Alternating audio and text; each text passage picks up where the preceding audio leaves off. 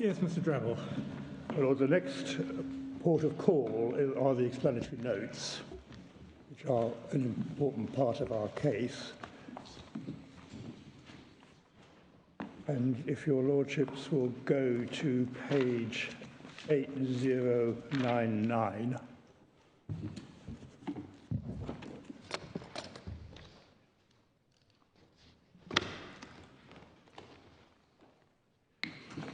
We're in the contents page, moving on to 8101. Sorry, 80. No, 8101.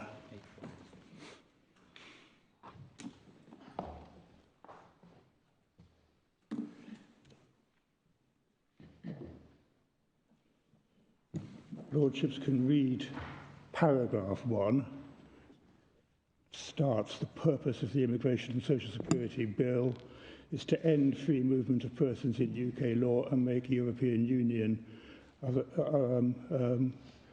EEA citizens and Swiss citizens and their family members subject to UK immigration control.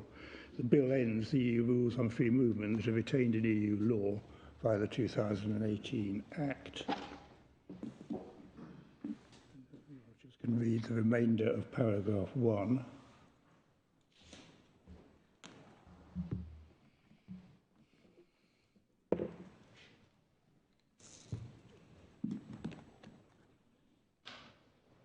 Paragraph 4.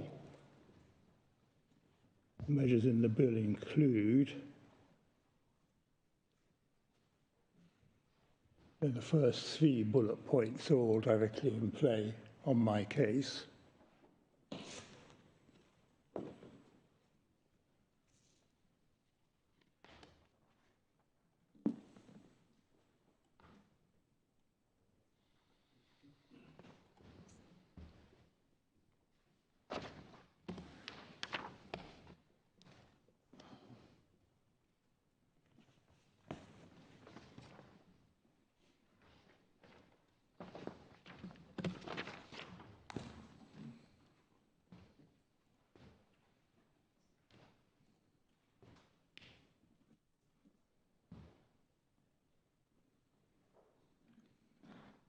Yes. And then over the page 5, sorry, paragraph 5, continuation of the same point. So, government has thought about free movement, completely unsurprisingly given the Brexit content, wants to end the rights flowing from the Citizens Directive, and is taking steps in the bill to end those rights. Is not concerned with asylum. There's no mention of asylum. It doesn't mind, and this is effectively the ratio of Lord Justice Underhill's judgment, I'll come to it in a minute, doesn't mind whether or not there are retained rights in relation to asylum on Lord Justice Underhill's case, and takes no steps in relation to asylum. And we say that's the natural reading of the provisions that I've been examining. So 1 and 4 are important. We then go on to page 8106.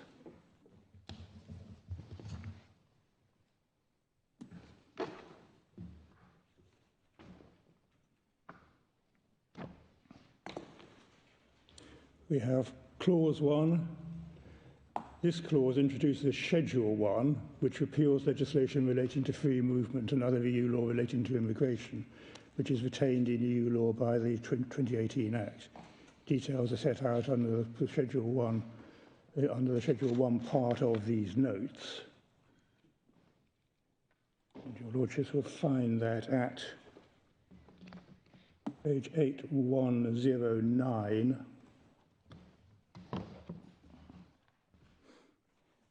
Which describes part 1, paragraph 60 to 62,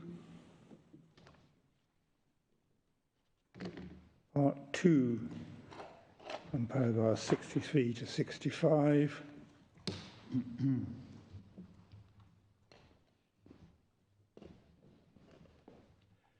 And then paragraphs 66 to 68 are dealing with part 3, which is the part of the schedule which is in play for our purposes.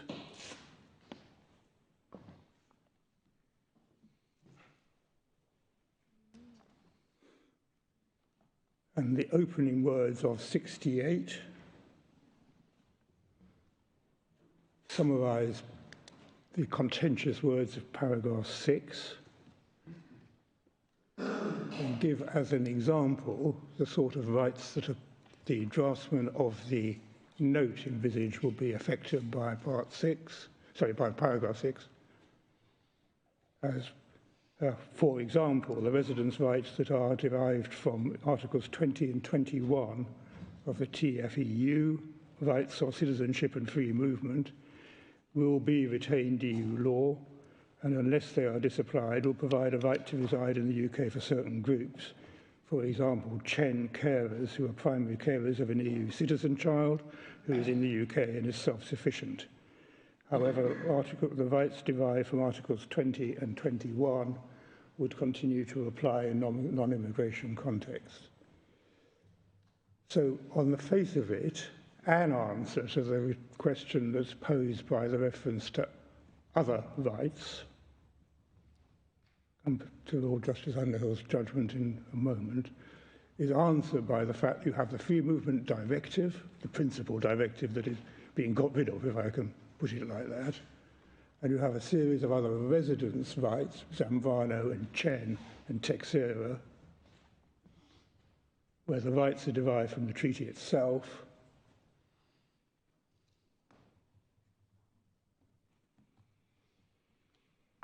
and are in that sense connected with immigration status or free movement. That is the explanation given in the notes that can be read across into the word other and into the etc. And then if you go to paragraph... Sorry, why doesn't paragraph 68 cover our case? Aren't the rights under the procedure directive directly effective rights that would be saved other than for that paragraph? They are directly effective rights that will be saved other than for that paragraph. The question is, what is the scope of the paragraph? And my answer to that goes back to section 1. You read paragraph 6 together with section 1. You read section 1 in the overall context of the long title and the heading, and you are dealing with immigration in the narrow sense, and you are not dealing with asylum.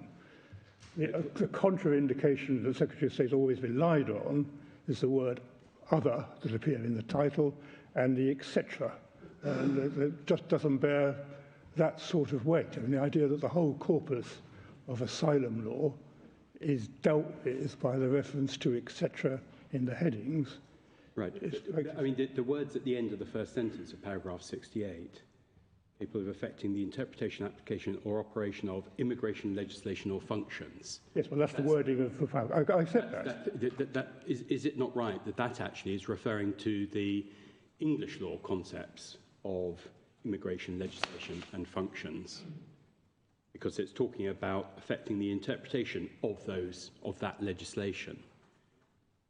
So it doesn't necessarily mean the English law immigration legislation. Yes, I think I accept that in that sentence of the paragraph 68. Right, which takes us then back to what does immigration mean in English law? Well, it does. With respect, it takes us back to the meaning. To go back to the statute. Yeah. Let me spell out precisely what my case is. Go back to the statute.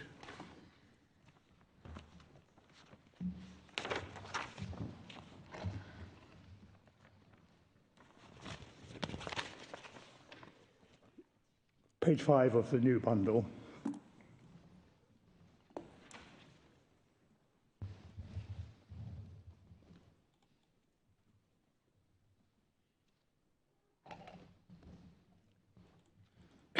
Lordship has my point on the long title of this statute. You have my point about the heading of Part 1, which includes paragraph 6. the heading is measures relating to free movement. Certainly, I followed all those submissions. I thought you were showing us the explanatory notes as a guide to the purpose of this legislation. Well, can I just... Well, if your lordships have those points, then the fallout of that submission is that one construes the words relating to immigration in section 1B as meaning immigration in Lord Justice Underhill's narrow sense. You then come to paragraph 6 of Schedule 1, paraphrased in paragraph 68 of the notes, as your lordship has just been pointing out to me. Yes. Are the wide words in paragraph 6 to be construed as reflecting a wide meaning of immigration or a meaning consistent with the purpose of Part 1 of the Act? And the purpose of Part 1 of the Act is to end free movement rights, as is apparent from all the titles, as your lordship has. So, and then the next, and in my respectful submission, decisive issue was, if you ask the rhetorical question, was there an intention to disapply the corpus of asylum law contained in the Procedures Directive and the Qualifications Directive?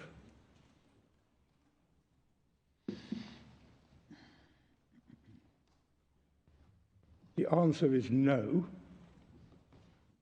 because we have a list of the directives that it was contemplated would be affected by paragraph 6,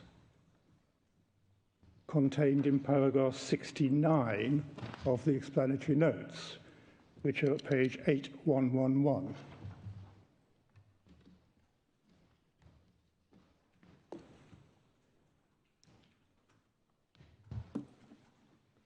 And, I mean, it's a negative. There is no reference to anything other than free movement directives, unsurprisingly. But it says it's a non-exhaustive list. Yes, there were about 3 points from which the Secretary of State's case rests. The first is the use of the word etc. And in the heading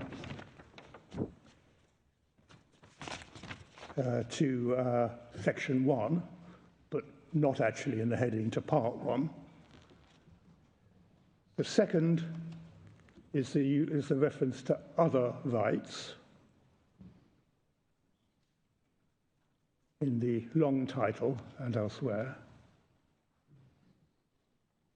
And the third is the use of the word and the third is the heading to the list in paragraph 69, which is that it's a non-exhaustive list. Now, the Secretary of State's case has to be that objectively one should construe this Act as removing directly applicable rights contained in the Procedures Directive and the Qualifications Directive, i.e. the whole corpus of asylum law, because of the use of the word other, etc., and non-exhaustive. Now, in my submission, if one is looking for an objective meaning, the section 1 read together with part C of schedule 1, and in particular paragraph 6, that is not an objective meaning that should be given to these provisions. The context simply indicates that you're dealing with free movement and connected rights and not with asylum. Now, as I say, I can't avoid the fact that it does say non-exhaustive list, and it does use the word etc., and it does use the word other. But it just is not a credible construction of the statute as a whole, that by a sidewind, the whole corpus of asylum law is taken out on that basis. Can I ask Mr. Drabble, the Procedures Directive we saw was made in 2005. Was it ever implemented in? I mean, directives are supposed to be implemented in national legislation. I anticipate the answer is it will be contained. Some of the provisions will be contained in the immigration rules. I mean, there's a paragraph in Lord Justice Underhill's judgment which I have to deal with. I mean, it's quite an important paragraph. Effectively proceeding on the basis that there might not have been any perceived inconsistency between the implementing rules and the underlying directly effective rights contained in the directive. I'm not setting out to prove that's wrong. No. What I do say is that the result of the construction exercise that your Lordship should be carrying out is to ascertain the objective meaning of words of Section 1 read together with Part 3 of Schedule 1. If those words, and put it another way, the submission is that those words should not be construed as evincing a parliamentary intention to remove the corpus of asylum law on the basis of these drafting indications given by other, etc., and non-exhaustive list. And on the non-exhaustive list topic, if your Lordship will go to... I mean, just on that, of course, it won't remove asylum law as a whole, because there is an English law of asylum which remains. Yes, indeed. Including by cross-reference to the Refugee Convention, which is... Indeed. I mean, I may not get time to really develop this, but part of our case is that if you're looking for the objective meaning of these words of repeal, you look at the rights which which the Secretary of State contends are being removed. And he says, that it is intended to remove important rights sounding in international law, as your Lordship just says. Because the right to have the connection with a safe country requirement is a requirement in EU law governing the exercise of obligations that arise as a matter of international law. I'm not saying that the safe country connection does, because I lost that case.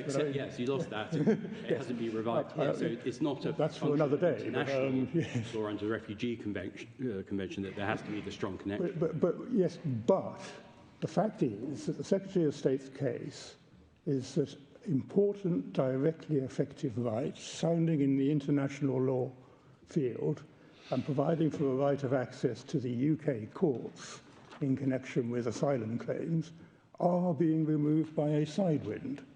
And in my submission, one should hesitate long and hard before giving these words, other, non-exhaustive, and etc., a meaning which has that effect.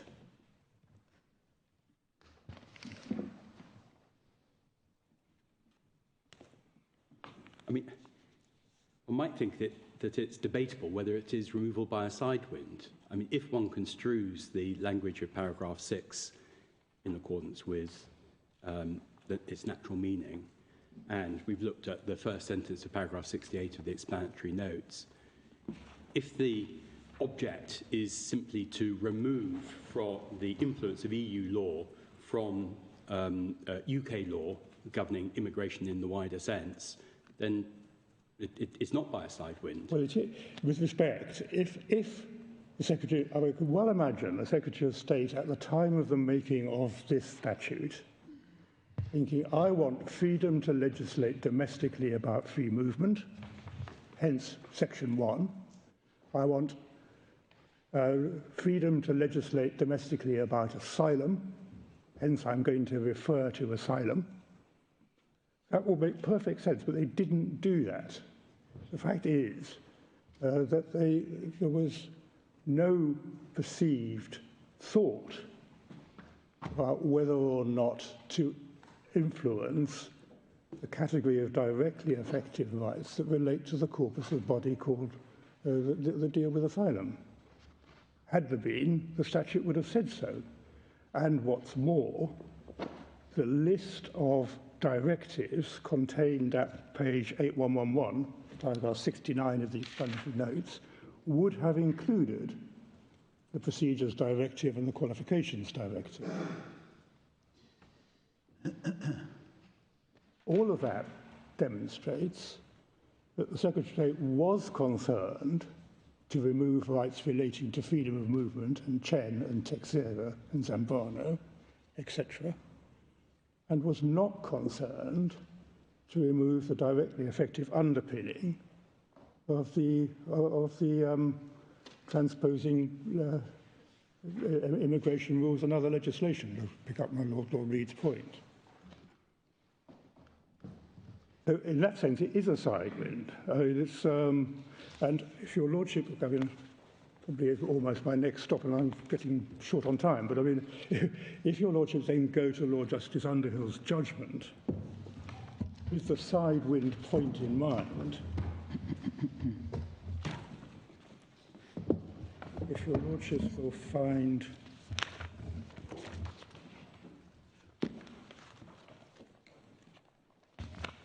sorry, I'm being slow. Paragraph 340 of page 3. Yeah, there's a passage which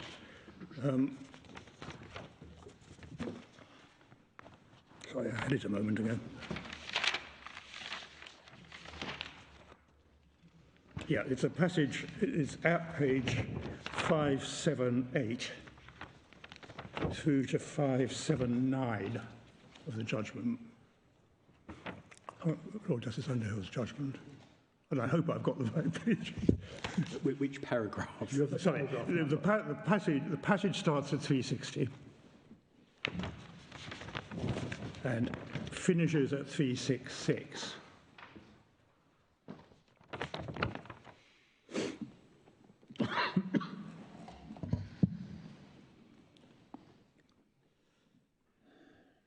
And the building blocks are, in the judgment,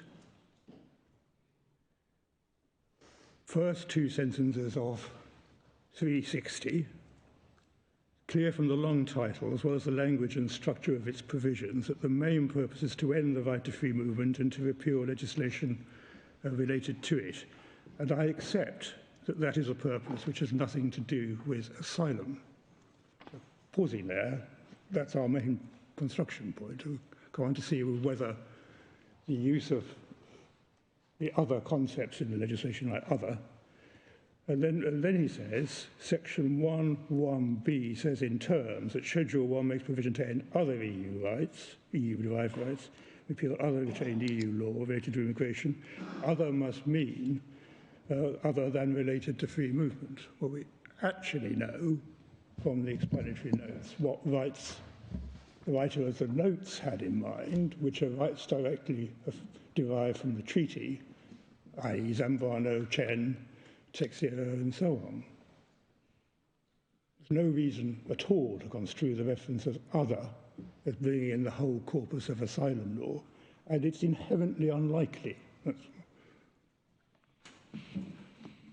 then he goes on to say, I mean, his first sentence of 361, the question then is whether the phrase relating to immigration defines that secondary purpose in a way which excludes EU-derived rights relating to asylum. I do not believe that this is clear. Now, I've struggled to understand why it is that he's looking for something as a clear intention to exclude asylum. The objective question arising from the authorities on statutory construction is what is the objective meaning to be ascribed to Section 1 and Part C of Schedule 1.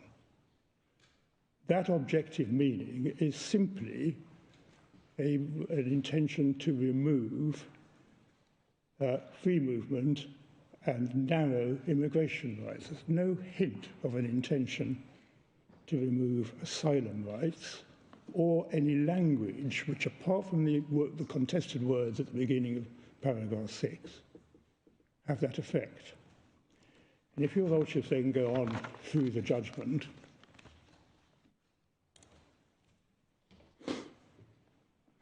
364, I turn to the extraneous materials relied on by Mr. Drabble. I accept that the parliamentary materials referred to strongly suggest that the government, as promoter of what became ICSCA, did not, at the time that the bill was going through, have any specific intention that EU-derived rights affected by paragraph 6.1 would include rights of asylum seekers. If it did, it's hard to think that the responsible Home Office officials would not have referred to it in the explanatory notes and the government's response to the relevant committee reports in the House of Lords. And Your Lordship has, in our case, the various references to the committee reports, which talk exclusively in terms of removing rights relating to free movement, not a hint of anything else. That is consistent with the Secretary of State's stance in G and G, which is one of the things I will come to in the remaining 5 minutes I think I've got left. That's given me, and then 365, that has given me some pause. But it does not follow from the fact that the promoters of a statute have not foreseen all the particular consequences of its provisions, that such consequences must be treated as falling outside its purpose so as to justify departing from its otherwise clear meaning. Now, plainly there is an issue between myself and Lord Justice Underhill about whether there is an otherwise clear meaning. If there's another criticism other than the ones I've just made about Lord Justice Underhill's judgment, it is that it proceeds by divorcing paragraph 6 of Schedule 1 from the scope of the schedule established by Section 1 and the title to Section 1. Because if you establish the scope of the schedule by realising that the whole part relates to free movements, what the title says, and you realise that the words in 1B relating to immigration refer to immigration in the narrow sense, then you approach paragraph 6 on the basis that it is not objectively to be construed as removing rights other than those that relate to immigration in the narrow sense. The Free Movement Directive, 10, Texera, Zampano. There is simply no basis for going any further than that. And then Lord Justice Underhill says in paragraph 366,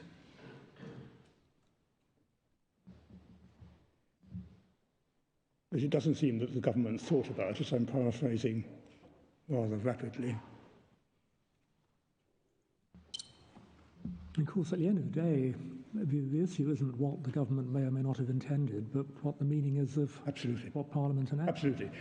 There's a mistake which may not matter, that he's looking for an intention by the government, which isn't actually the question established by the authorities we cited in our case. I don't know if he is. I think he's saying if there's a clear meaning, the fact that the government didn't realise precisely what they were saying that, and I have is to, neither here nor there. I have to deal with the clear meaning point. Yes, I mean, you've explained it. You say paragraph 6 has to be construed by the limitations of Section 1. Exactly. There's a scope to the whole of the schedule established by Section 1, and that in turn feeds back into the references I've already made to the title and the headings and so on. Yep. Yes. I have to accept that if there's a crystal clear meaning, which you just can't duck to a provision like paragraph 6, then you're stuck with it. But there isn't, because all the authorities stress that you construe in the context. You construe in the context of the whole of the statute.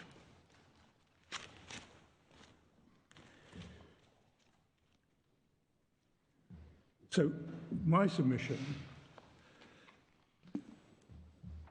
is that Lord Justice Underhill, with respect, is aiming at the wrong target. He's looking at, first of all, what the government intended, but secondly, more importantly, at whether or not there was objectively a perceived inconsistency between the domestic transposing provisions and the directly effective rights. But that can't, with respect, bear scrutiny. The question is, objectively, are the words of Parliament to be construed as removing the constraints imposed by directly effective legislation, such as the Procedures Directive? And the answer is, no, they're not. It doesn't matter that there was a project to change them. Just didn't think about it. And the fact that there was no need to think about it is almost my point. But I mean, the nub of your criticism of Lord Justice Underhill is you don't accept that there was a clear meaning contrary to your view. Yes. I mean, the rest of his comments are merely supportive around that argument. I mean, yes. The fundamental difference is he says, look at these provisions, look at paragraph 6, look at section 1, there's a clear meaning. And you're saying, no, there isn't, because you've got to look at the wider context as you have done. Yes, I would accept that. Yeah. Yeah. Gerald, one quite frequently comes across incorporation of schedules by very brief references yes. in the main act, in yes. this case by section 1. And quite often the language is so brief and so general in the authorising section that you have to go to the schedule to see precisely what... And it feeds back into interpreting the... If you apply that to the use of the word immigration in section 1b, you think, what do you mean by immigration? And you go to Schedule 6, paragraph 6, and the reference to the Immigration Acts, which is the bit of Schedule 1 which is implementing section 1b, and then you go and look and see what those are, you get into an area, it might be said against you, you get into an area of Underhill-like clarity. Well, I obviously don't accept that. But that's. I've probably given the reasons why already, but let me repeat them. I think I'm just raising a new point with you, which is because this way of doing things, this sort of statutory shorthand, is now so common. It used not to be, I think, fair to say, that you have to get over the hump, don't you, of finding that this sort of shorthand is, generally speaking, elucidated by the schedule to which it refers, or uncertainties in it are elucidated by the schedule to which it refers. Not the other way around, because you're seeking to say that Schedule 6 is rigidly controlled by Section 1. I'll go so far. I mean, I've given this some thought. I mean, when I first started thinking about this case, I obviously went off to the authorities to see whether there was authority on the scope of a schedule being controlled by the empowering provisions. That's not quite the right word, but you'll just know what I mean. There isn't. I mean, you read the schedule on the basis of what it said. I accept that. But you still have the unavoidable truth, which is that the schedule is contained in Part 1. We know what the purpose of Part 1 is, because the heading says so. We know that there's a meaning to be given to the word immigration in 1b, which is the narrow meaning, because Lord Justice Underhill says so, and I support it for all the reasons I've given. And we know that all the other provisions in the schedule are concerned with free movement, strictly speaking. And so the question then is, what is the objective meaning to be given to the opening words of paragraph 6? And for danger of repeating myself, for all the reasons I've given, the answer is the one we're advancing. Now, that probably is the end of my time. Can I just take your lordships to G, just to show that it's the ratio? It'll take me 2 minutes, and then I'll sit down. I think you can take it, the cases on statutory interpretation, which you would have otherwise referred to, are familiar to the court. Yes, this is Lord Stevens in G. But we'll look at G. Yes, this is Lord Stevens. Yes, I know it is. And you were going to, initially in your presentation, I certainly was. You were going to go more widely, but I'm just reassuring you that those cases are familiar. Perhaps I could just give your lordship the actual passages. Yeah, okay. Passage in PRCBC,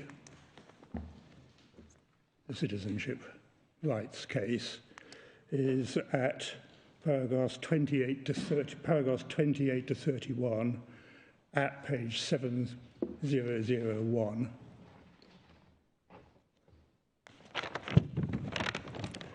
The passages in PACCAR are paragraphs 40 to 42, page 7015.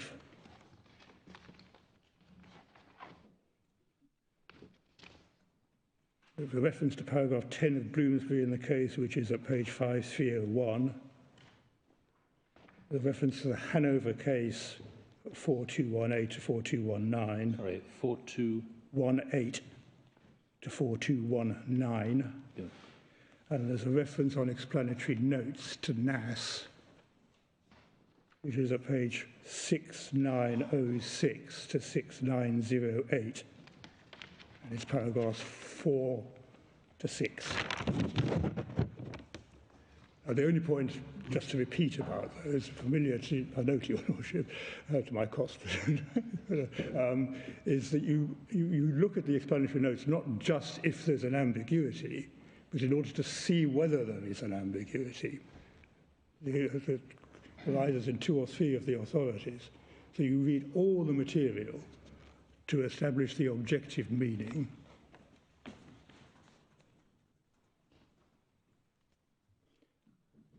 Which includes the explanatory notes. And your lordships have my submission of that. G. Well, I'll leave G.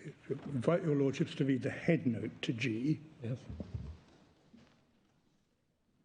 And concentrate on the first issue, if your lordships have the time to deal with it. The first issue, Lord Stevens differs from the reasoning of the Court of Appeal on the basis that the child in that case had made, was to be regarded objectively as having made an application for asylum, although they hadn't put in a piece of paper. That is based upon paragraph 2, Article 2 of the Procedures Directive, the definition of which I showed your lordships at the outset. So it is part of the ratio.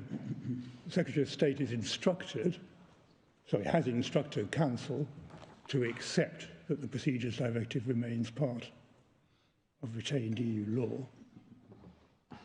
And until this litigation, there's not a hint of any view to the contrary. Now, I've trespassed on my time already. Thanks for the moment on my submissions. Well, thank you very much, Mr. Drabble. Well, Lord Pennick, you've been sitting patiently for 2.5 days.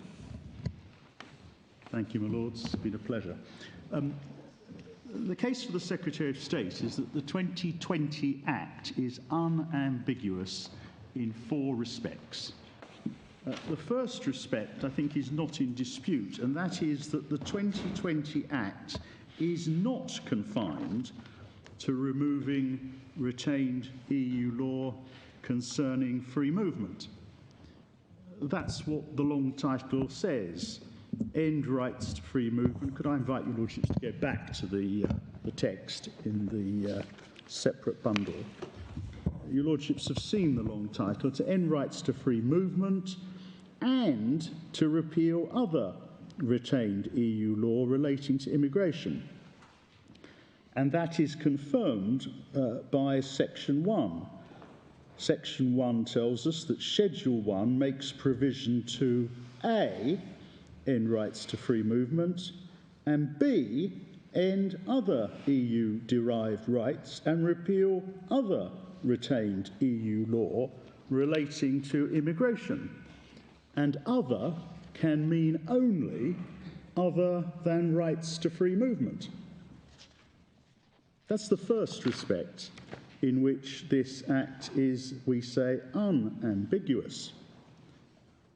The second respect in which the Act is unambiguous is that Parliament has specified what it means by, quote, other retained EU law relating to immigration.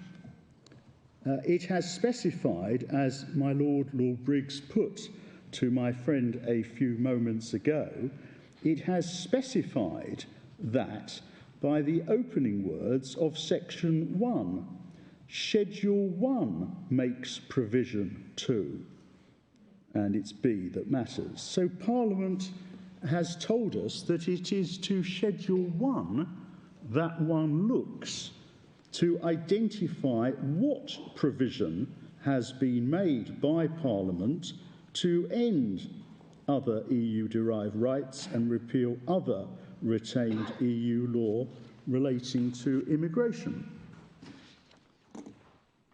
The third respect in which the Act is unambiguous in my submission is that when we go to Schedule 1, paragraph 6, we see that Parliament has explained in very broad terms indeed the scope of, quote, relating to immigration. And it's important to return to what Parliament has actually said.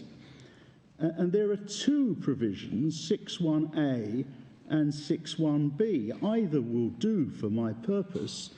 6.1a excludes from domestic law all EU-derived rights so far as they are A, inconsistent with or are otherwise capable of affecting, very broad term, either the interpretation or the application or the operation of any provision, I stress any, made by or, and I quote, I emphasise under, made by or under the Immigration Acts. Now that is a very, very broad statement of scope. And that's the relevant provision. And then B, or they are otherwise capable of affecting the exercise of functions in connection with immigration. So that's the third respect in which this Act is unambiguous. It's adopted a very broad statement of the scope of relating to immigration. And the fourth respect in which we say that the Act is unambiguous is we say it is plain beyond argument that the EU law provisions which purport to regulate asylum decisions fall within both 6.1a and 6.1b. The claimants are seeking to rely on the directive to impose obligations on the Secretary of State as to how she exercises the powers otherwise available to her to remove an asylum seeker to Rwanda. Now, there is no dispute that her powers under domestic law arise both under the immigration rules, rules 345A to D, and they arise under the Asylum and Immigration (brackets Treatment of Claimants) close brackets Act 2004, Schedule 3, paragraph 17. Now, the bulk of United Kingdom asylum law and procedure, as your lordships will know, is found in Part 11 of the immigration rules. And the immigration rules are made pursuant to the 1971 Immigration Act. It's Section 3, subsection 2. Could I invite your lordships just to remind yourselves about what Section 3.2 says? You find it at page 3816.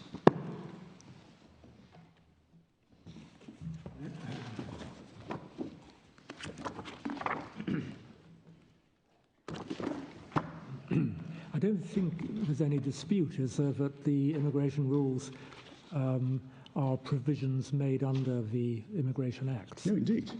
Absolutely not. But if one goes to page 3816, your lordships will see the breadth of the power, section 3, subsection 2. The Secretary of State shall from time to time, and as soon as may be, Sorry, Lord Penning, could you bear with me? I've got a problem getting the document. 3816, Lord. Immigration Act 1971, we're looking at section 3, which is headed Regulation of Entry into and Stay in the United Kingdom, and it's subsection 2.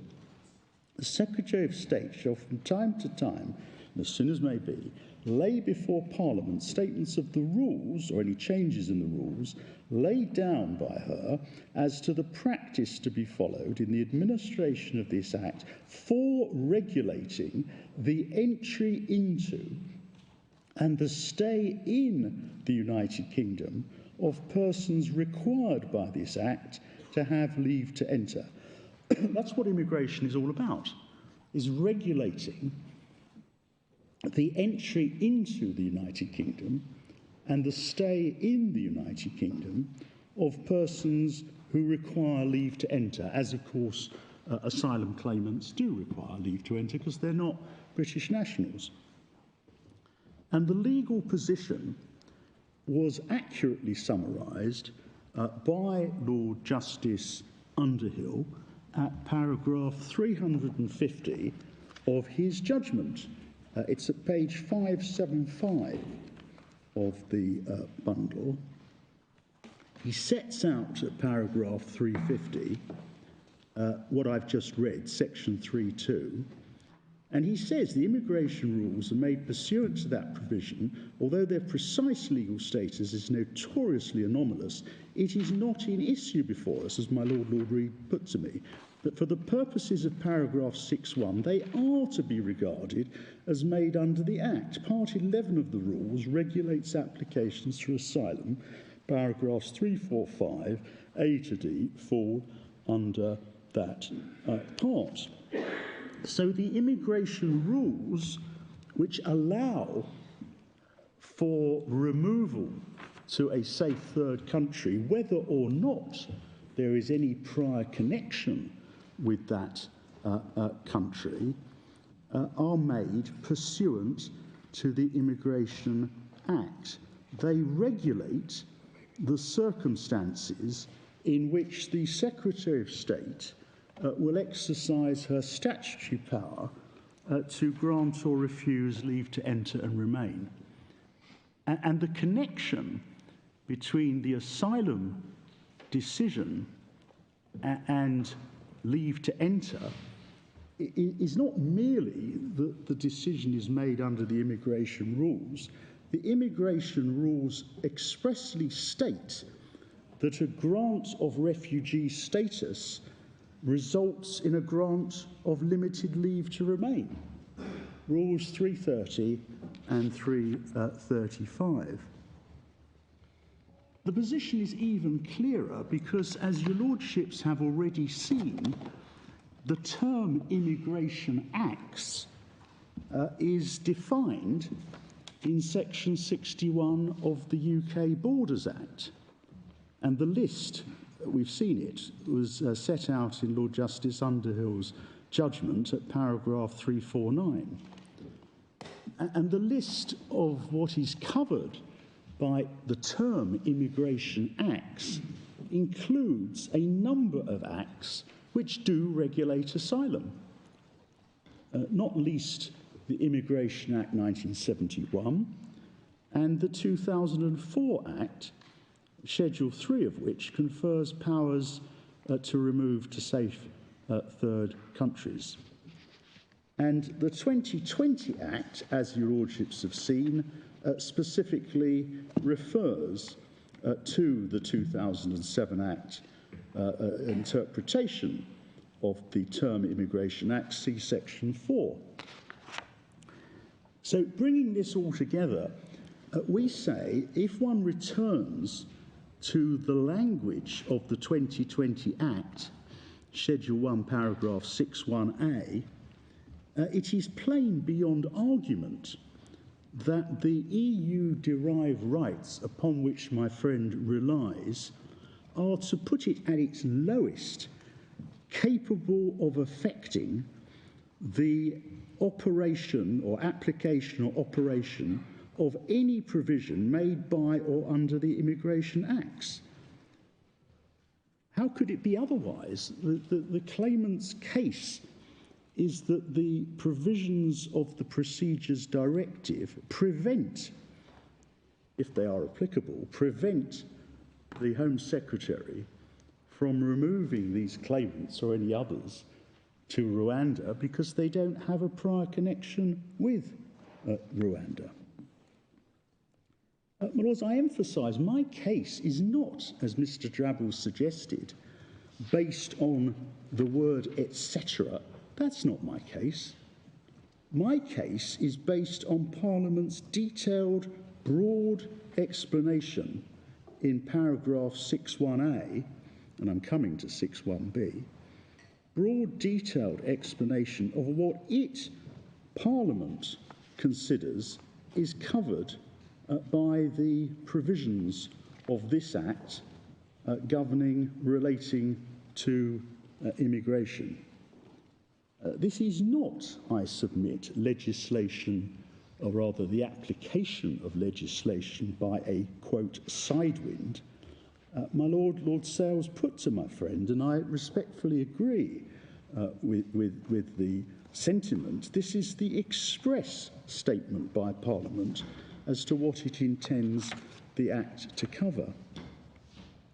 I also respectfully submit that it is a striking feature of my friend's argument that he makes, indeed he can make, no argument, no attempt to answer how the words that Parliament has chosen to enact in paragraph 6.1a could possibly be consistent with his case.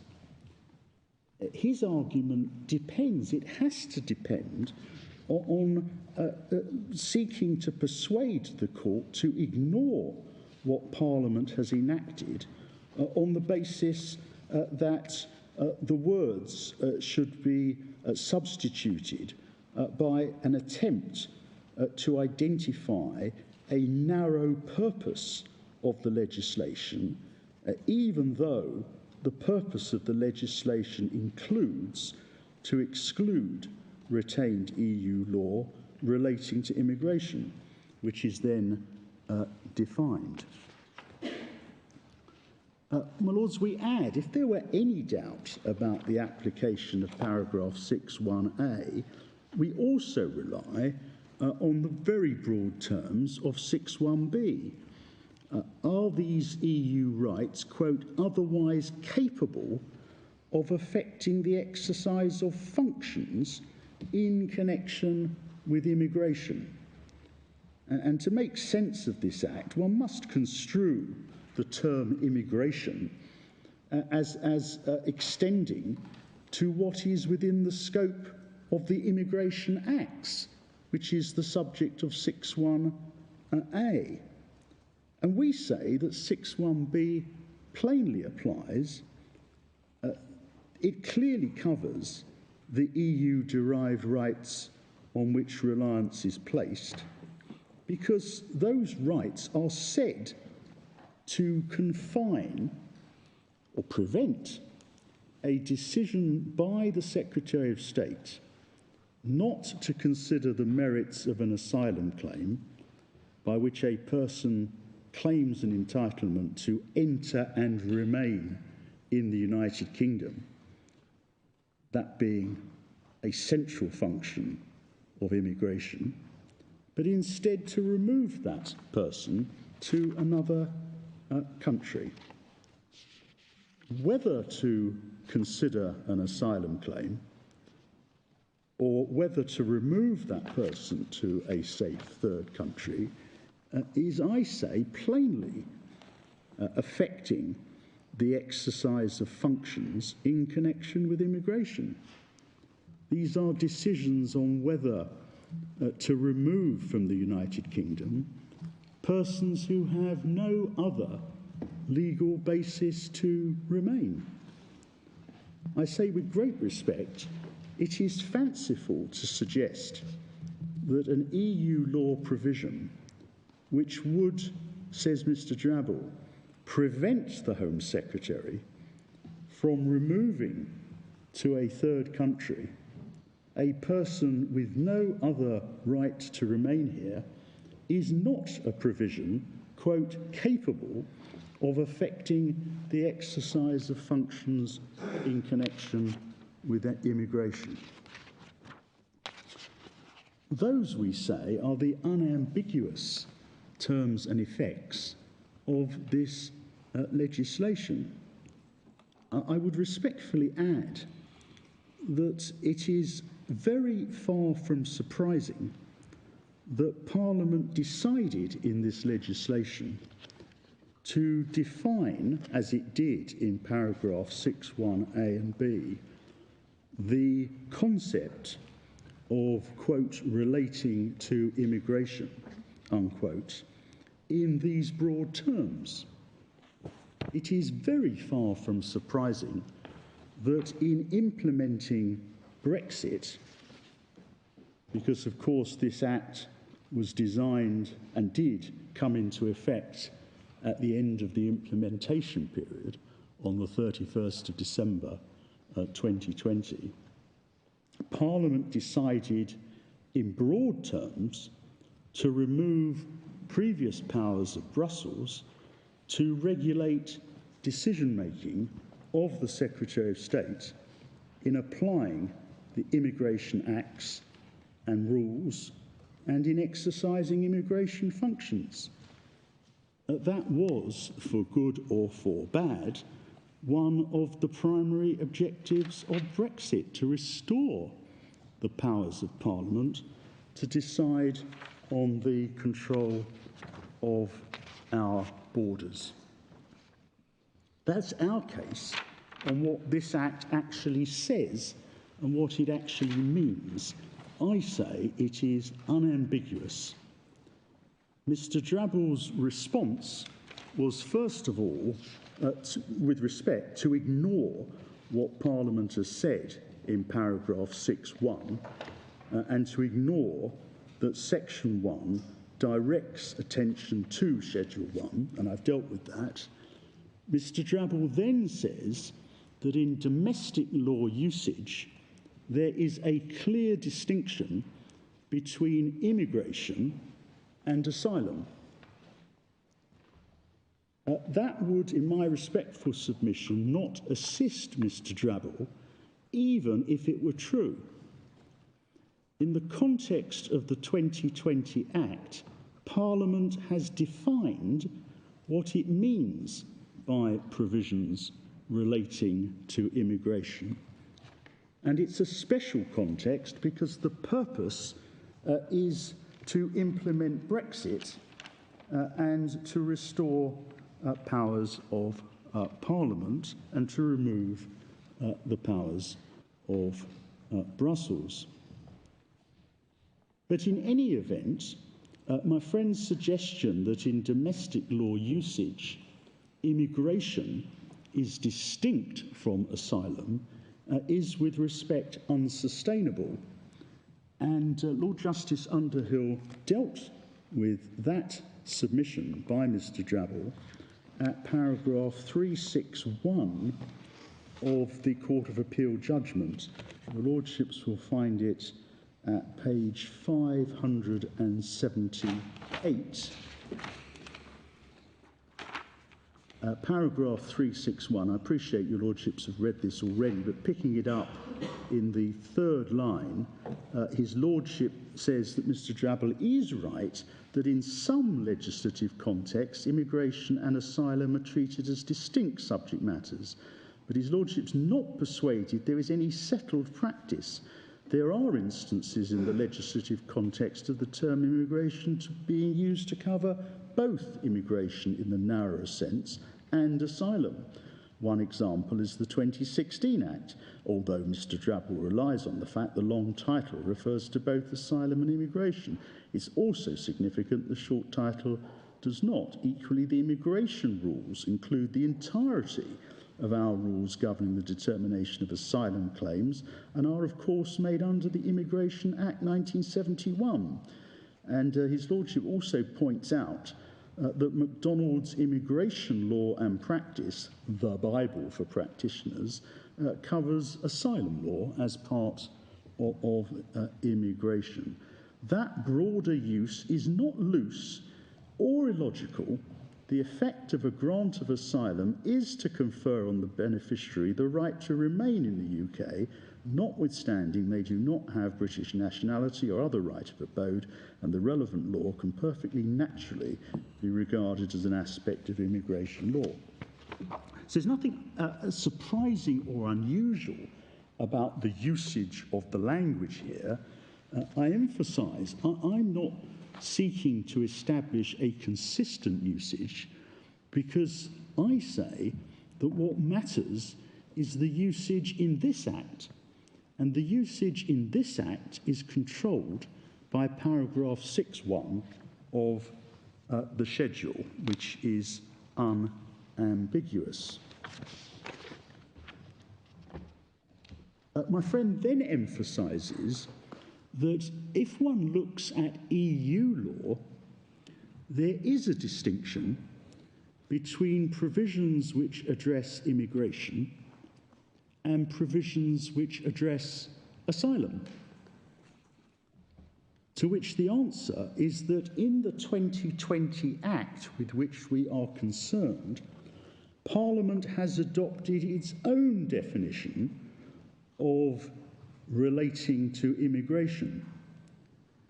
Paragraphs 6.1a and b define the excluded EU law provisions not by reference to their status or labelling in EU law. On the contrary, Parliament defines what is excluded by reference to whether they are capable of affecting United Kingdom immigration provisions or functions. The point was made by my Lord Sale. So how a provision is defined or labelled in EU law is simply not the issue. My friend then took the court to the regulations made under Section 8 of the EU Withdrawal Act 2018. And can I take your lordships back, please, to the relevant provision? It starts in the bundle at page 3883. And I take your lordships to that page because that is the power, the statutory power, to make the regulations. And your lordships may recall when the 2018 Act was enacted, Section 4 created the concept of retained EU law, and Section 8, which is on page 3883, gave a minister power by regulations to make such provision as the minister considers appropriate to prevent, remedy or mitigate A, any failure of retained EU law to operate effectively, or B, any other deficiency in retained EU law arising from the withdrawal of the UK from the EU. So that was the statutory power. That was the power under which the regulations upon which my friend relies were made. It was a narrow function, essentially, to remove from EU law regulations which were no longer relevant because the UK was no longer operating within EU systems. So, for example, are you referring to the 2019 regulation? Yes. Yes. Thank you. Yes. So it was dealing with things like the Dublin Convention and many others as well. And if we go then to the regulations, Mr. Drabble took the court to them. The relevant part is at 3887. And as your lordships can see on 3887 through to 3889, what these regulations did was to revoke a number of specific EU provisions. Part 1 on 3887 was under the heading, as Mr. Drabble emphasises, and is entitled to emphasise, revocations related to immigration and nationality, and there's a whole list of them. And on 3889, there were listed a number of specific provisions under the heading revocations related to asylum, one of them being H on that page, Dublin Convention. And Mr. Drabble's point is that this regulation distinguishes between revocations related to immigration on the one hand and revocations related to asylum on the other hand. Now, the 2019 regulations found it convenient to identify specific EU provisions in the field of immigration and specific EU provisions in the field of asylum, and it revoked them.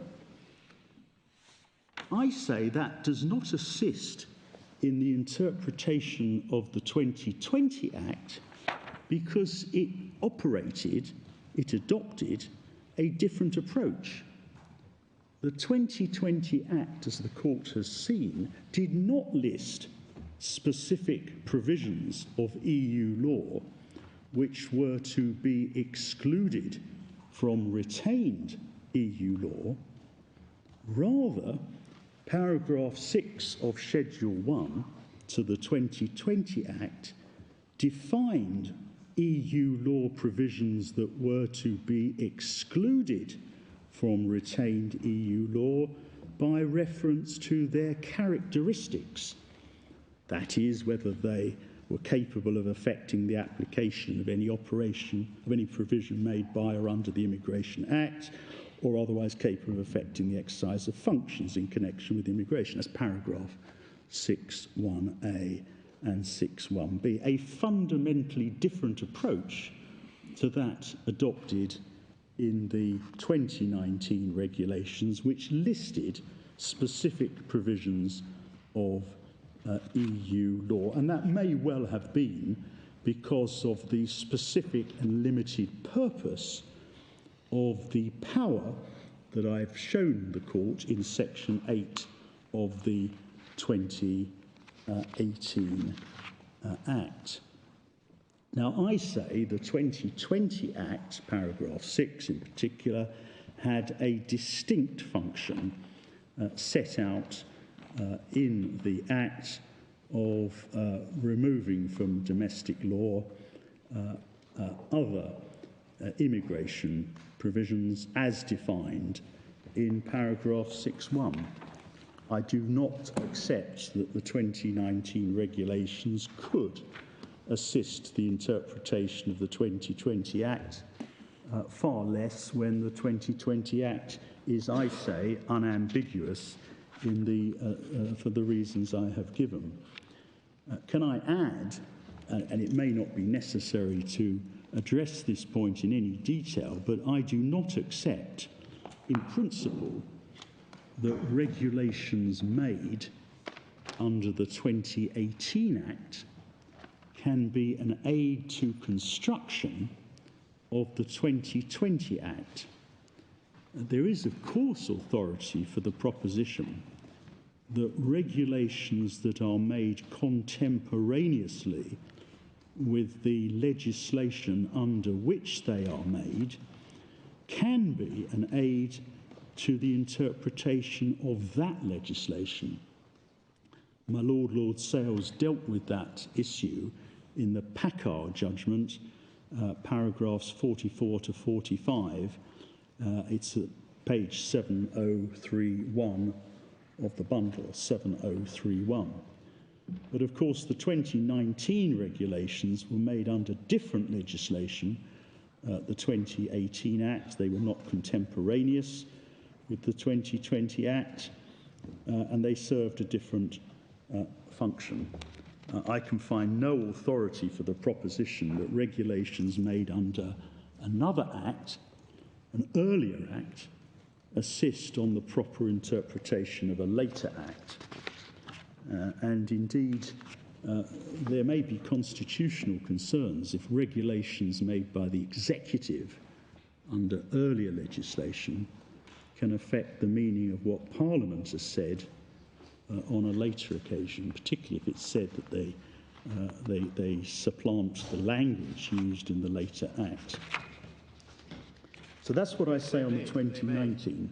May they not help to identify the legal territory onto which a new piece of legislation is to be grafted and therefore be of some assistance in Depends on the context, but I accept. Yes, they may. I just wonder if you're not putting your submission in slightly stark terms. Yes. Well, I don't want to invite the court to rule out the possibility. I prefer to take my stand on the proposition that the earlier regulations were made under a statutory power with a specific purpose, and what they can't do, in any event, is to supplant, if I'm right, what is an unambiguous provision of a later Act. I prefer to put my submissions in that way.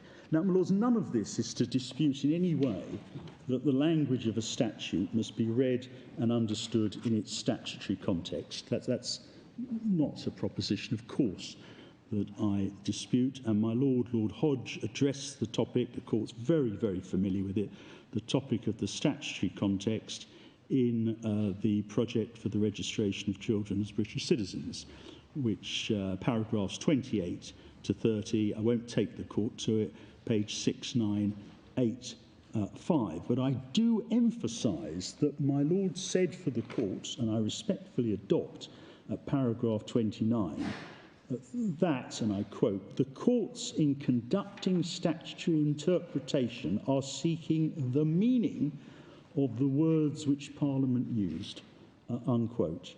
My Lord emphasised that the words must be read in the context of the relevant group of sections and other provisions in the statute.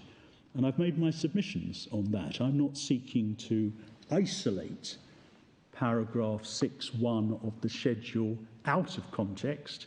I'm inviting the court to interpret it in the context of the long title and section 1, which directs attention to schedule 1. But my Lord Hodge emphasised in that paragraph 29, that they are the words which Parliament has chosen to enact as an expression of the purpose of the legislation, and they are therefore the primary source by which meaning is ascertained. And my Lord Hodge added, and I respectfully adopt, that there is an important constitutional reason for having regard primarily to the statutory language in its statutory context. And my Lord referred to the words of Lord Nichols in an earlier case: people should be able to rely upon what they read in an Act of Parliament. And that's an important constitutional purpose. I say here, the words of the statute are very clear, they're very broad, and it's not difficult to understand why they were enacted in such broad terms. Lord Justice Underhill addressed the question at paragraph 362 and 363. It's at the bottom of 578.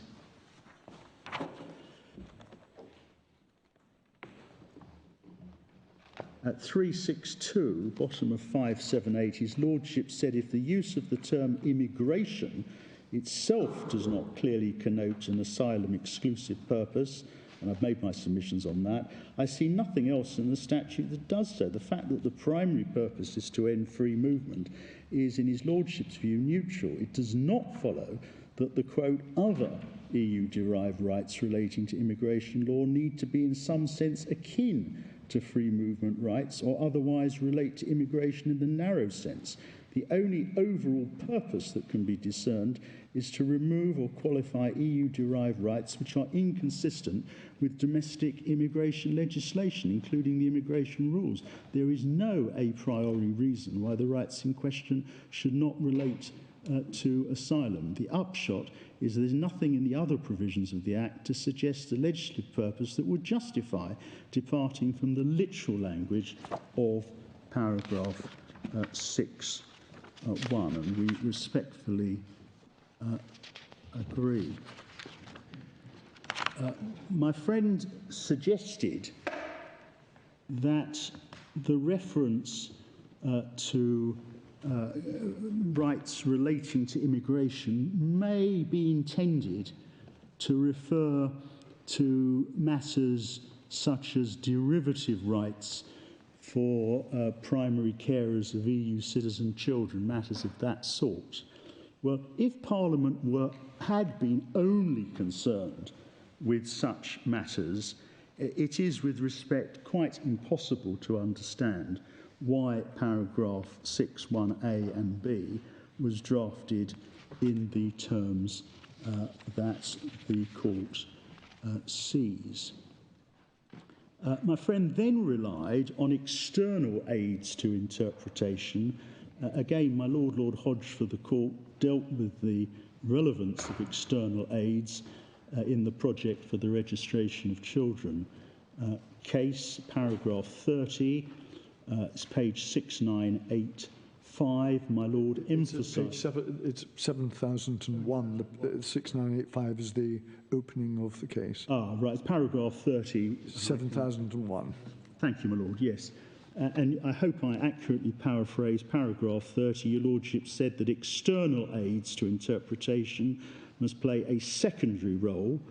They can be relevant to assist the court to ascertain the meaning of the statute, whether or not there's ambiguity and uncertainty, and indeed may reveal ambiguity or uncertainty. But, and this is what your Lordship added, but none of these external aids displace the meanings conveyed by the words of a statute that, after consideration of that context, are clear and unambiguous and do not produce absurdity.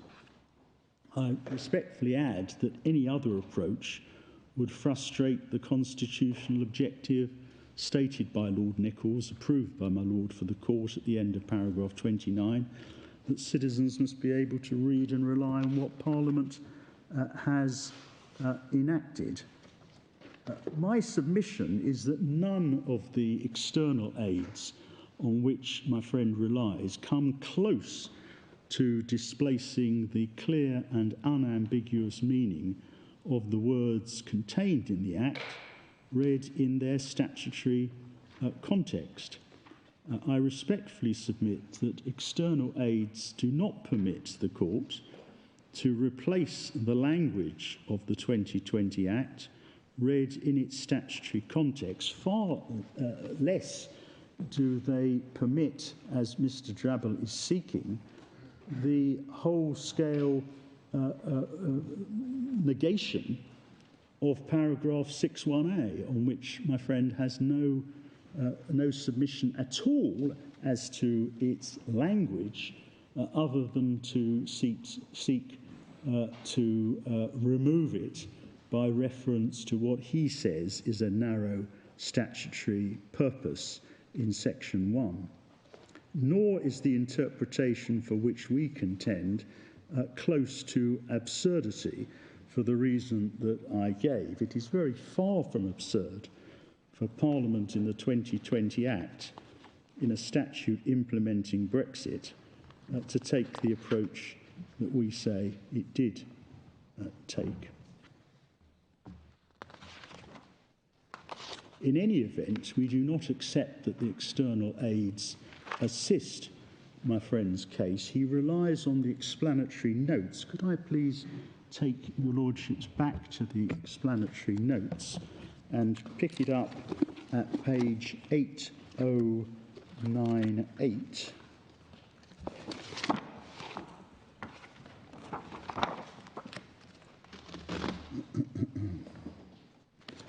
This is the opening page of the explanatory notes, and your lordships see the heading, "What these notes do," and the final bullet point is a cautionary note. These explanatory notes might best be read alongside the bill. They are not and are not intended to be a comprehensive description of the bill. And I respectfully emphasise that point. And therefore, an argument made by my friend as to what the notes do not say in relation to the scope of a particular clause is of very limited weight. Yes, the first sentence of the first two sentences of the first bullet point are significant also. Yes, they are, my lord. These notes have been prepared in order to assist the reader. They do not form part of the bill, and they've not been endorsed by Parliament. Indeed so. Is it simply the Home Office's take on the bill? Indeed. Indeed.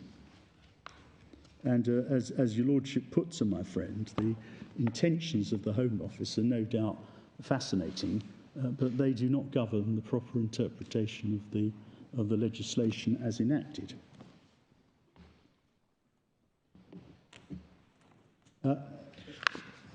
Paragraph 28 was referred to.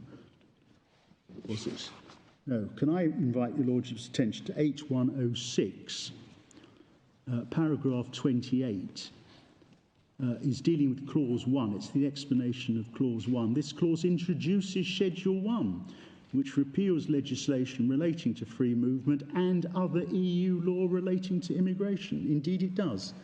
And that confirms, if confirmation is needed, that Section 1 looks to Schedule 1, as my Lord Briggs suggested to my friend, as the definition of what is meant by relating to immigration.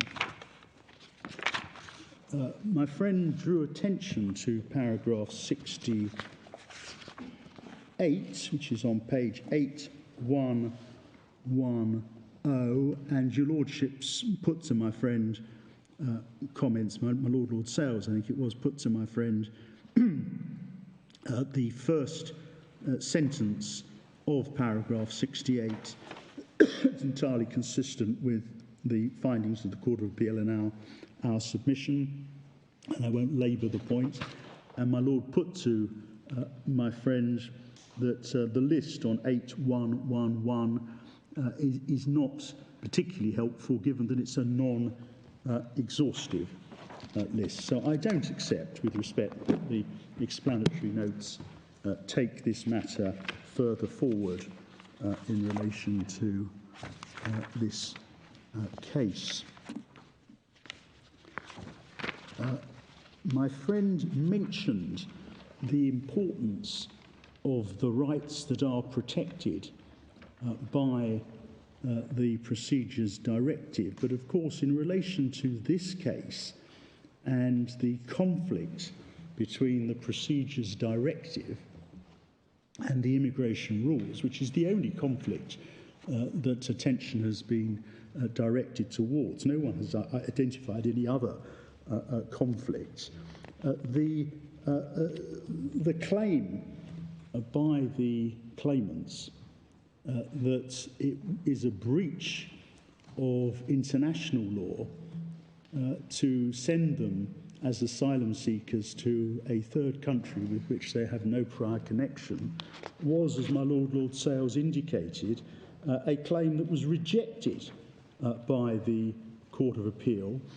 For your Lordship's note, the Court of Appeal dealt with this matter at paragraphs 309 through to 319, in particular at paragraph 319, rejecting my friend Mr. Drabble's argument that the Refugee Convention requires the criteria in Article 27 of the Procedures Directive to be applied. And there's no appeal to this court on that matter. My friend refers in his written argument to the legality principle. He's not had time to address that today. We've answered it in our written case, if your Lordships are interested in that. We say legality. The legality principle doesn't assist here, both for the reason I've just given, that we're not concerned with a fundamental right in relation to removal to a safe third country, and also because the principle of legality cannot assist in this case, where the express purpose of the 2020 Act is to remove parts of retained EU law, including, we all agree, the free movement of persons, which is one of the 4 fundamental freedoms of EU law. Such an act should be construed fairly in accordance with its terms. And I've made my submissions on why it's unambiguous. Finally, my friend relied today on 2 judgments of this court.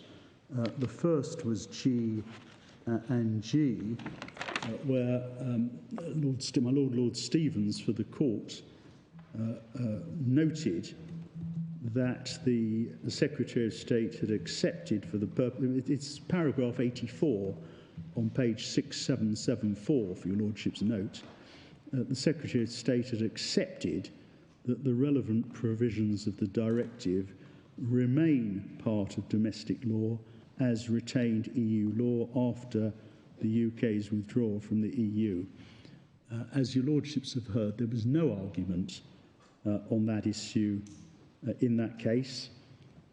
There was no mention of the 2020 Act, far less its terms, either in the judgment or in the arguments, which are fully reported in the law report commencing at 6738 of the bundle. And all of that is acknowledged by my friend in his written case. Paragraph 40, he acknowledges, therefore, G and G cannot be binding on this court in the present case.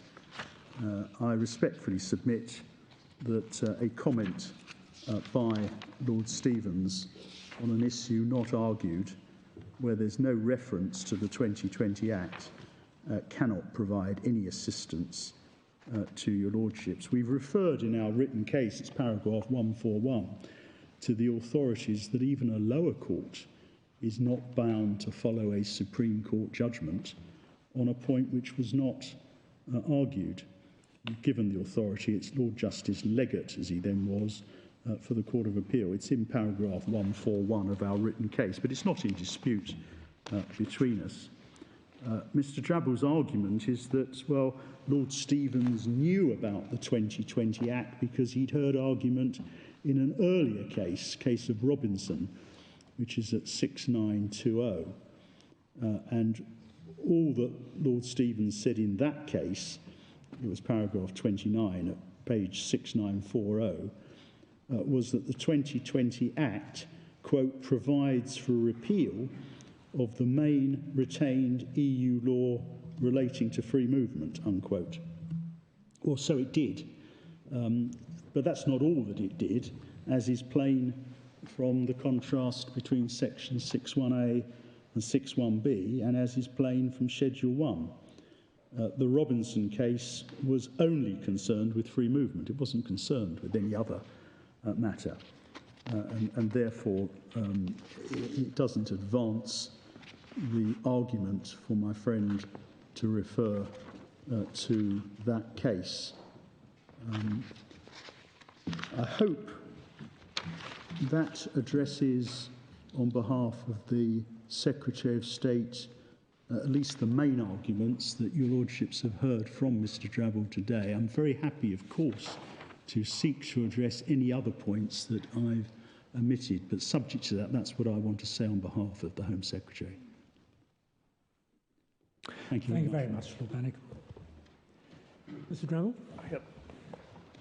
My Lord, can I start the reply, which will be short, by referring back to the question that Lord Briggs put to me about the relationship between the enacting provision in the main corpus of a statute and the schedule. Because it's the choice between the approach to that issue in the context of this particular statute that, in my submission, drives the answer to the case. I fully accept that there will be statutes in which the words in the main body of the enactment that introduce the schedule are brief, and where the content of the schedule is to be derived from the language used in the schedule itself. But equally, as I think was implicit in the way in which Lord Briggs put the point to me, but in any event I submit is correct, there will be statutes in which the purpose of the schedule is spelled out in the main enacting provisions, in which case one would approach the wording of the schedule on the basis of what has been said in the earlier provision which enacted it. The choice between the two must be a question of context. And in this case, as in so many things, context is everything. The question is whether it is appropriate to approach Schedule 1, and in particular paragraph 6, as driving the content of Section 1, so that effectively paragraph 6, and I think this is my Lord Pannick's point, Schedule 1 functions as a definition section to the meaning of the words relating to immigration that we find in Section 1 itself. In my submission, that is the wrong way round when one has looked at all the material which is admissible material in the light of the statutory authorities, or the authorities on statutory interpretation. So in our respectful submission, what one finds in Section 1 is a detailed piece of drafting which has to be read in the light of all the material contained in the enactment, which includes the long title, and which includes the heading to Part 1, in which both Section 1 and paragraph 6 are to be found. I mean, if I may say so, it didn't seem to me that it was primarily an argument by reference to purpose that Lord Pannick was presenting. He's saying that it's also important, as it is important in this case, what concepts are used in Section 1. And in Section 1b, you have a very unspecific, open-ended concept, other EU-derived rights. Yes. The section doesn't tell you what those are, but well, it points to, well, just to finish the point, of course, it points you on to another place in the statute which does tell you what. Well, I completely understand that is Lord Pannick's perspective. Our perspective is you start with Section 1, you look at the heading to Part 1, because that tells you the context in which you construe Section 1. so that when you approach the wording of section 1, you know that you are dealing with measures relating to ending free movement because the heading to the whole part says so. You know when you get into the wording of section 1 itself that you're dealing with the repeal of main retained EU law relating to free movement, etc. And so the question is whether what your Lordship has just put to me, which is there's an ill-defined concept about relating to immigration in the fallout words of 1B, is actually a fair description of what is said in 1B, because I don't accept that. What is said in 1B is that Schedule 1 makes provision to ending free movement, correct. Every provision of section of the part does relate to the ending of free movement, apart from the disputed words in section 6. Sorry, paragraph 6.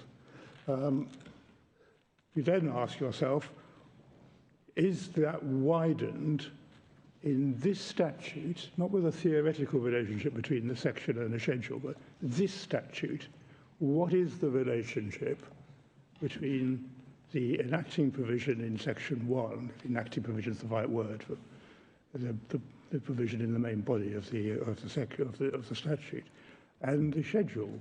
Or you know you're going to be going to the schedule to find provisions that are dealing with the repeal of the main retained EU law relating to free movement, because that's been said, I think, 3 times in the admissible provisions in the long title, the heading to Part 1 and the heading to Section 1. So in my submission, it's just not correct to say that one approaches paragraph 6 on the basis that it drives backwards and tells you what Section 1 is about. The correct approach to this provision, this section, of this statute rather, is to treat it as one in which Section 1 does define the scope of the schedule. It tells you in limbs A and B what the section is designed to deal with. And you come back to the merits point. If that is not right, then the conclusion is that the wide wording of the opening words of paragraph 6 are unconstrained by anything in the heading to Part 1 of the Act itself, or to the heading of Section 1, but simply, without any introduction, already sought by the executive, or on the face of it, by Parliament, about the effect of that wide wording. Now, at the end of the day, your lordships have to make a choice as to what the right relationship is between Section 1 and the schedule. I fully accept that it's conceptually possible, indeed possibly normal, as the Lord was putting to me, to find very short introductory words in the enacting provision in the main provisions, and detailed provision made in the schedule which do drive the meaning and content of the schedule. This is just not such a case, because we know, we're told repeatedly by admissible provisions, in i.e. the long title, the heading to Part 1 and the heading to Section 1, that we are dealing with a primary focus of the ending of free movement. And so the task for the court and the authorities that I'm just going to go back to in a moment is to ascertain what the objective meaning of these two provisions read in context is. If it doesn't do that, then we do get my sidewind point. I mean, it is the point that without anyone having addressed the issue about do we intend to remove the corpus of asylum law from retained EU law, it's done by accident and without anyone thinking about it. It was precisely what Lord Justice Underhill held, and it's correct. So you have a choice. And my submission is the answer is to ascertain the objective meaning of the provisions made as a whole. Now, if we go And into that mix, one puts the explanatory notes. I don't accept that one can relegate to unimportance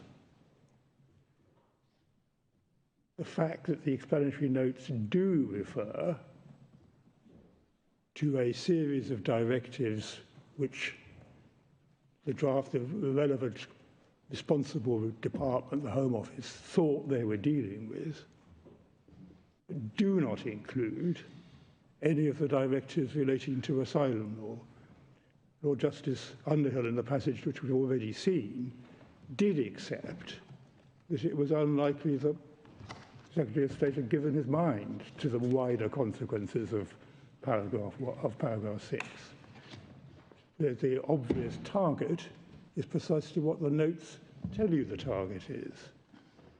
So my submission is one can't dismiss my case on the basis that the clear wording of paragraph 6 drives the answer if you accept that if you go back to 1b, section 1b, words relating to immigration, read in the context just of the statute at the moment, do refer to the narrow concept of immigration and not asylum.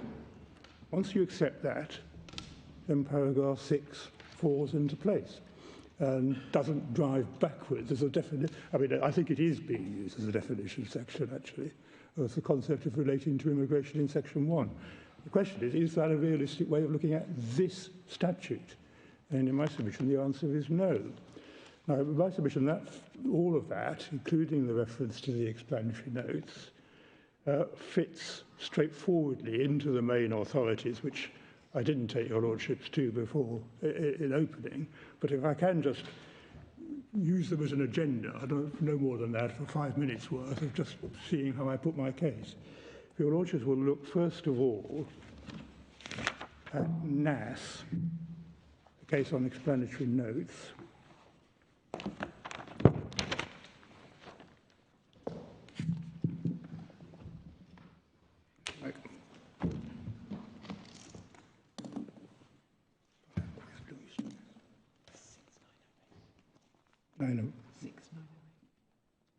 Page 6908, I'm very grateful. Page? 6908. Thank you.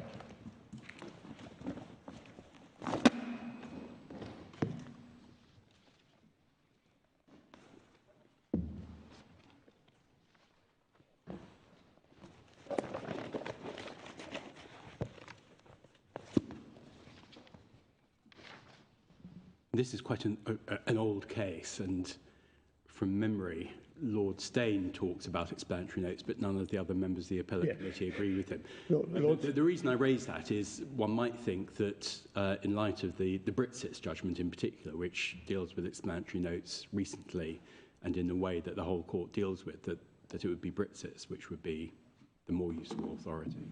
Well, I don't want to stop you going to it. I'm going to. There are problems with NAS, which are long-standing and well-known.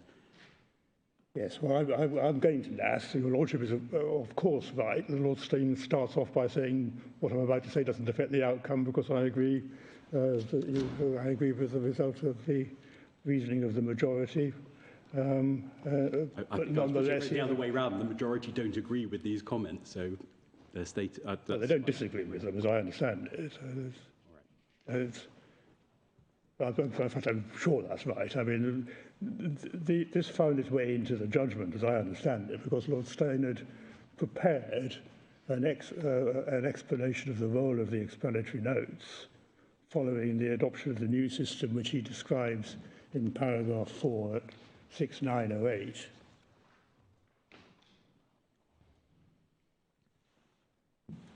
And despite the conclusion on the issue in the case being unaffected by the reference to this passage on explanatory notes, it stayed in the judgment, and presumably, I anticipate, after some discussion of its continued relevance. But paragraph 4 sets out what was then the new system. Paragraph 5 says, the question is whether in aid of an interpretation of a statute, the court may take into account the explanatory notes, and if so, to what extent. The starting point is that language in all legal text conveys meaning according to the circumstances in which it was used. It follows that the context must always be identified and considered before the process of construction or during it.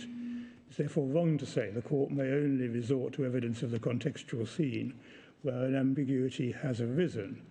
In regard to contractual interpretation, this was made clear by Lord Wilberforce, and there's a reference to contract cases. And just above letter H, the same applies to statutory construction. In River Weir, Commissioners and Adamson, Lord Blackburn explained the position as follows.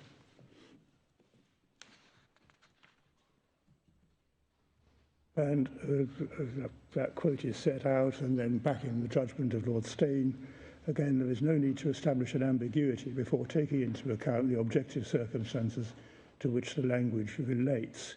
Applied to the subject under consideration, the result is as follows. So far as the explanatory notes cast light on the objective setting or contextual scene of the statute and the mischief at which it is aimed, such materials are therefore always admissible aids to construction. They may be omitted for what logical value they have. Used for this purpose, the explanatory notes will sometimes be more informative and more valuable than other materials, such as the Law Commission.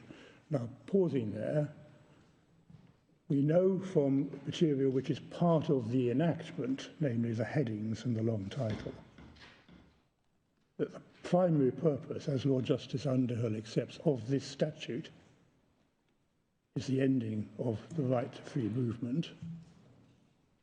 We know from the explanatory notes that the sponsoring department did not think that the main asylum directives were being affected by the provisions that were being enacted, in particular by the opening words of paragraph 6 of Schedule 1.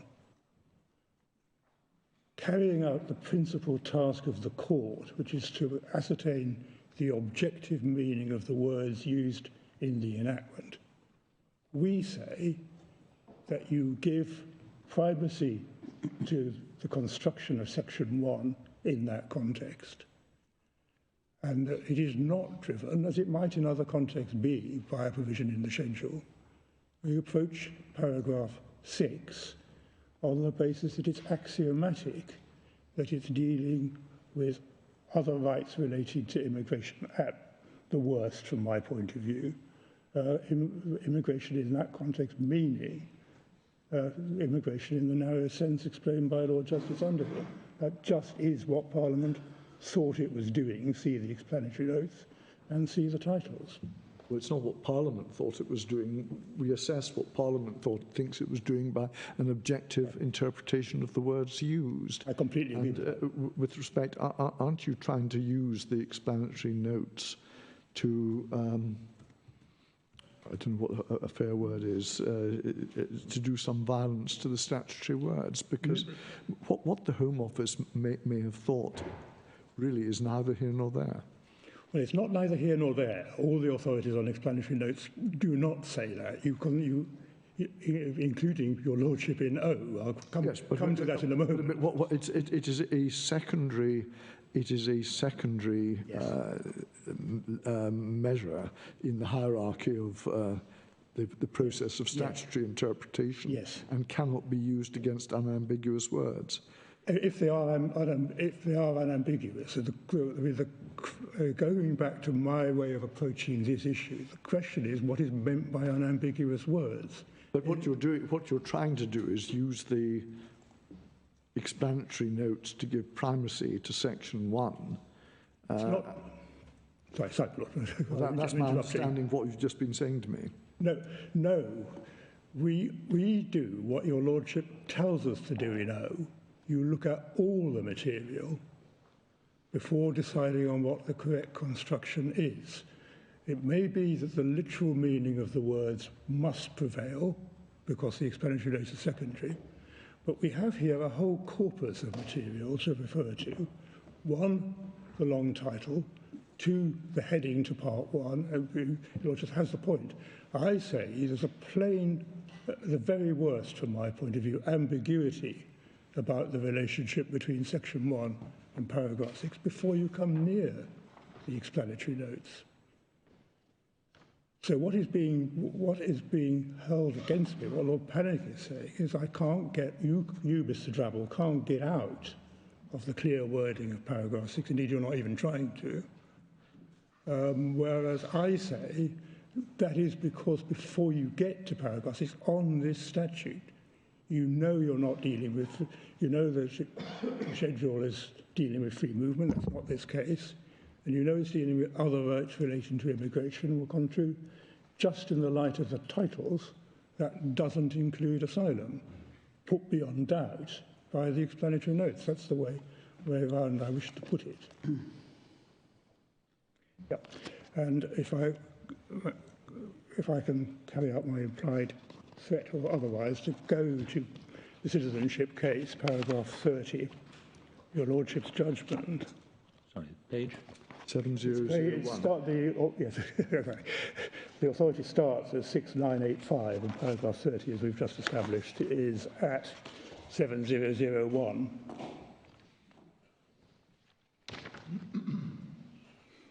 Well, actually, paragraph 29. I'm picking it up under the reference to spat home, 1/3 of the way through the paragraph. Words and passages in a statute derive their meaning from their context. A phrase or passage must be read in the context of the section as a whole and in the wider context of a relevant group of sections. Other provisions in a statute and the statute as a whole may provide the relevant context. They are the words which Parliament has used. Now, just stopping there, the enactment contains the long title, the 2 headings, and the wordings for section 1. So stopping there, we have a detailed provision in section 1, which is the key to this case.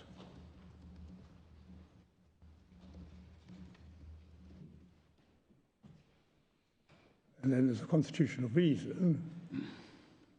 The constitutional reason doesn't take us any further here because it's plain and accepted by Lord Justice Underhill that the reference to immigration in 1B can be a reference to the wide concept of immigration or the narrow one for which I contended.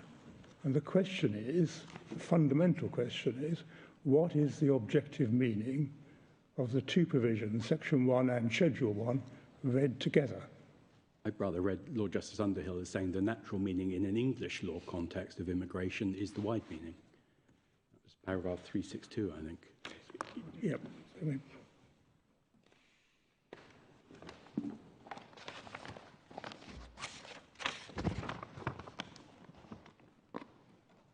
Yeah, 361. Well, I don't think he is saying that, actually. It's 361. He says it's not clear. And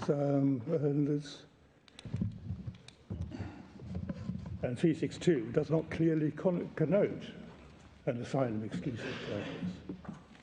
Now, as I said, I think... But that's the negative point that follows from the first. I did rather read 361 as him saying, in an English context, the more natural meaning of immigration is the wide meaning. The question then is whether, in this context, immigration actually clearly connotes an asylum exclusive purpose. In other words, to cut back the natural meaning. And he says no. I don't accept it. Just as a reading of paragraph 361, I don't accept that's what he's saying. All right. He is saying I'm going too far because I mean his description of my argument is that I'm saying that immigration can't include asylum. I'm not quite sure that was quite my argument. Let's not get too fussed about that. But he's not saying there is a natural meaning in which it includes asylum. It's it's not clear. That's what he says. What he's saying is it's not clear that the word excludes asylum.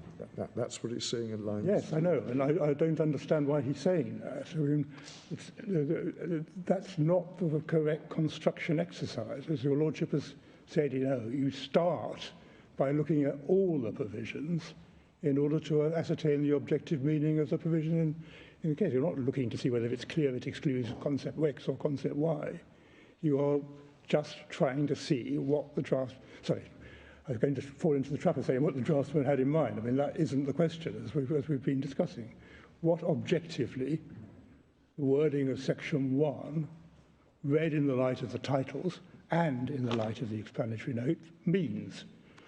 And we say, once you do that, you do get a narrow meaning to the word immigration. And then we come back to the relationship between Section 1 and paragraph 6, with which I started this reply.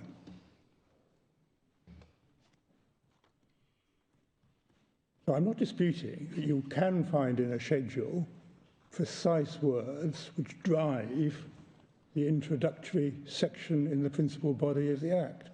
It's just that that is not this case.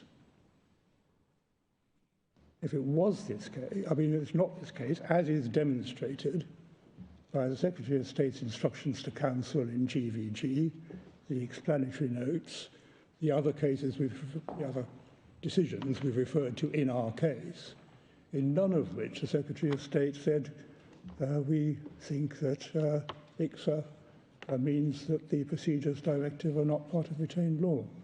Just no one says it, because it wasn't. It wasn't what they were seeking to do. Now, there's one, can I just do one other thing, and then I think it probably will be 4 o'clock. There was some discussion about the list of long titles in our case. Lord Justice Underhill has the point about short titles, the short title of, I think, the 2016 Act. If your lordships, in the fullness of time, look at what we have said in paragraph 18, which is, your lordships will find at page 386, every case in that list where there are specific provisions relating to asylum, the fact that the Act is dealing with asylum is referred to in the long title, in every one of them. It's not true of the short title, as Lord Justice Underhill points out, but it is true of the long title. Just ask your lordships to read what we said in paragraph 18. Immigration Act 1970. But I can only go back, I mean, that is the reply. And if court does not accept that relationship between Section 1 and paragraph 6, in my respectful submission, the court will be producing a result which was not intended by the draftsman. I know that doesn't matter, because we're looking at the objective meaning of the words used, but it will be producing that result. There's no sign at all that the Secretary of State intended to revoke the Procedures Directive at any point before this litigation began. Those are my submissions, I think. Well, thank you very much, Mr. Drabble. We're all most grateful to all counsel and those who, the many people who no doubt have assisted them in presenting such a complex case to us as efficiently as you have done. Thank you very much. I appreciate that people will be anxious to know how long it's going to take us to produce a judgment. I'm afraid it's difficult to say. You can see how long the courts below took. We don't have quite as many issues, but on the other hand, we do have to hear other cases in the meantime. I'm hoping it will be a similar sort of time frame to the lower courts. The court will adjourn.